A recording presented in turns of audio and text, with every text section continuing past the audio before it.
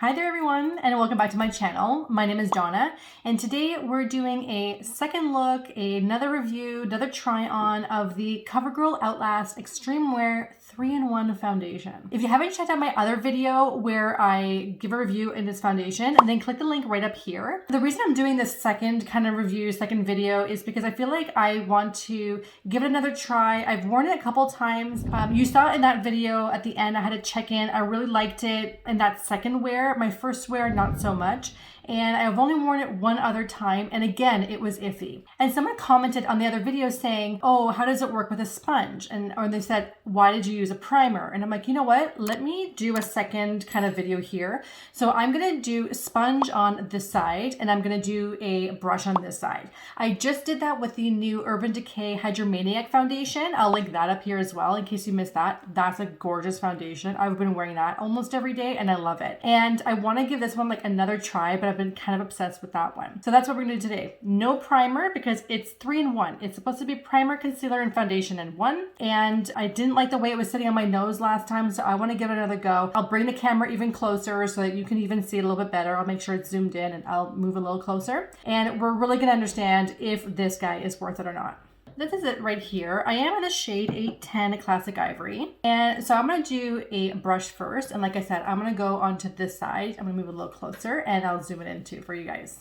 You know, I'm really glad I am doing this second test for the foundation because I do have blemishes now. So we're gonna be able to see what it's kind of doing. So I have no primer on my skin. This is just moisturizer, just my skincare. And we're doing a brush on this side. And I will put some extra under my eyes like it is a concealer. Like I said in that other video, I really do love using a brush. It just makes it feel more artistic to me rather than just patting with a sponge.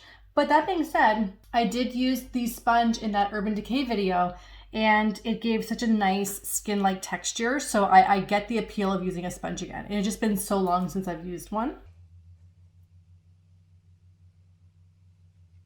Now, when it comes to the foundation, so I'm looking at it here. This is the brush. I do have discoloration here. I have some pigment issues. The camera's picking it up just like a little bit, but every time I put bronzer, it really exaggerates that area. I'm gonna put a little bit more foundation just right there and see if I can build it. And that helped a little bit there. It's sitting okay on my nose. Forehead looks good. Texture here looks good. I'll do the under eyes after. And I have some blemishes going on right here on my chin and it's covered them pretty nicely and it doesn't look dry. So now I'm gonna do the other side with the sponge. Okay, so this is the sponge side right here that I just did. It feels really smooth. I think I don't want to jump the gun here, but I feel like I almost like it a little bit more. I was able, because of the sponge, I was able to get right under my eye. That's why this one looks a little bit better than this one. But I will go back into this one. I really didn't go under there. I will say that the forehead looks better. It definitely looks a lot cakey. From like, this is sponge over here, and then this is brush over here. And I feel like I can see a little bit more cakiness over here. It wasn't like a deal breaker for me the way it was kind of sitting there. It's sitting a lot better on the nose, I'll say that much. Like both sides, I think, are sitting pretty well on the nose. In terms of coverage, again, I do have a little bit of pigment issues right here, but nothing too crazy. But you can see I have a lot more texture over here and a lot more breakouts. And again, I've mentioned this before, it's a sponge, so it's going to absorb some of the product. So I'm just gonna put a little bit more on. I'm just gonna put it right on this guy. And I'm just gonna dot around this spot here, a little bit here, and a little bit under here, because that is where I really need it right now. So now let's take a look and see if it built and if it did anything. Yeah, it definitely did. Doesn't look cakey. That is pretty nice. Just gonna try and fix a little bit with the under eye here. It is considered a 3-in-1, so it says that what are you gonna do, pile more foundation on foundation? I mean, I don't understand how it's foundation and concealer. If it's full coverage foundation, then it's technically doing what a concealer does, unless you want a different shade and you want to brighten and all that. But nice, that evened it out just like a little bit there. I'm a big fan of using color corrector under the eye rather than just concealer. I feel like that does a lot more for me. It just gets rid of the dark circle. I don't really need to brighten and do all that stuff. That's just a little bit too extra for me. I kind of just want to look really natural but beautiful. I know people are going to know I'm wearing makeup, so I'm not trying to hide that fact. I'm just trying to look nice. As of right now where we're standing, I honestly, the only difference I see is that this is a little bit more full coverage, and then this side here. I always do sponge over here, and then my freckles always kind of poke through there in my beauty mark that I've had there on my face forever. I feel like I have a little bit of creasing here on the sponge side, but let's let the foundation kind of settle. It's kind of got to, you know, get into where it's got to get to and warm up to the face. In the meantime, I'm going to put a full face of makeup on right now, and then we'll see how everything is wearing on top of it. And then I'll give you guys my final thoughts at the end. Alright everybody, so I'm back and here's my full face of makeup.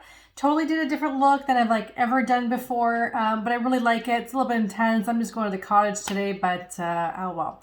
So I want to share with you what I used today, and then we'll take a look about how it's sitting on top of my skin on the sponge side and then the brush side. So after I applied the foundation, I then went into the Physicians Formula here. This is a Sculpting bronzer. I use it more as a contour stick. I love using this. Every time I use it or any sort of contour, it just kind of ups the game and it creates such a beautiful look. I then went into this ColourPop blush here. This is called Love Story. And Love Story, are we all obsessed? Taylor Swift, did we all listen to it? Yeah, April 9th is coming. So yes, so that's a thing. I then went into my Fenty bronzer here. This is Shady Biz. I use it a million times. Love that one. I baked a little bit here on the bottom with my Fenty powder and then just kind of lightly dusted it all over my face. I then went into this Natasha Denona blush and cheek duo for my highlighter. This one right here, if you can even see anything, I don't know. Mine does not do anything like what it says that it's gonna do. Like that's it right there.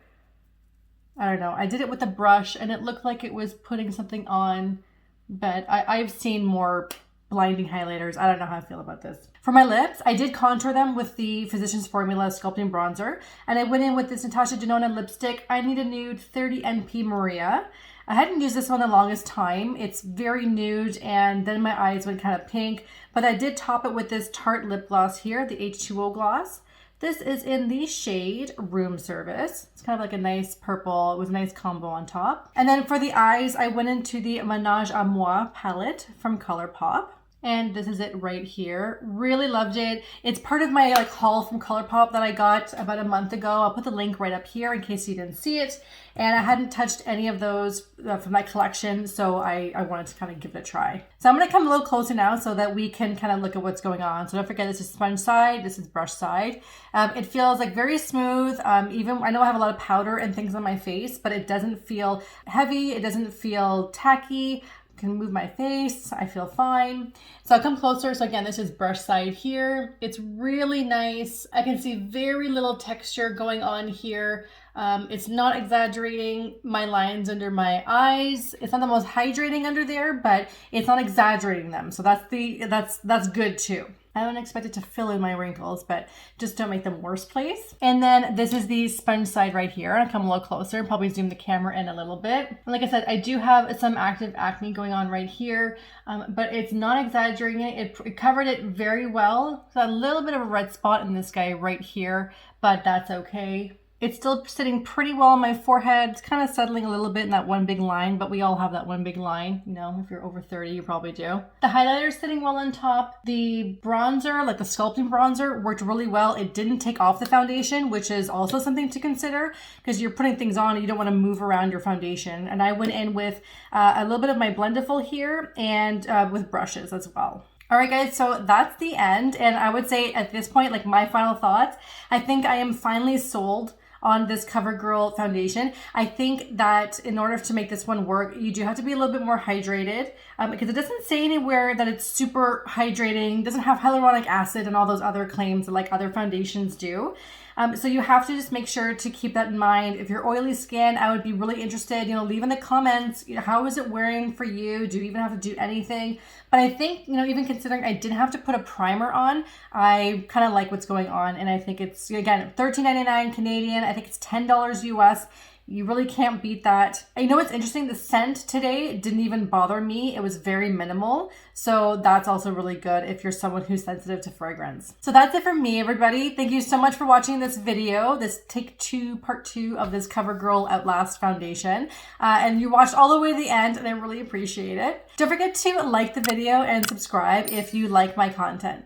YouTube should be recommending to you some other videos of mine that you will for sure enjoy. I have a lot of other unboxings, makeup tutorials, and reviews out there, and I know you're just gonna love it. I hope you and your families are all doing well, and I'll see you all in my next video. Bye, everyone.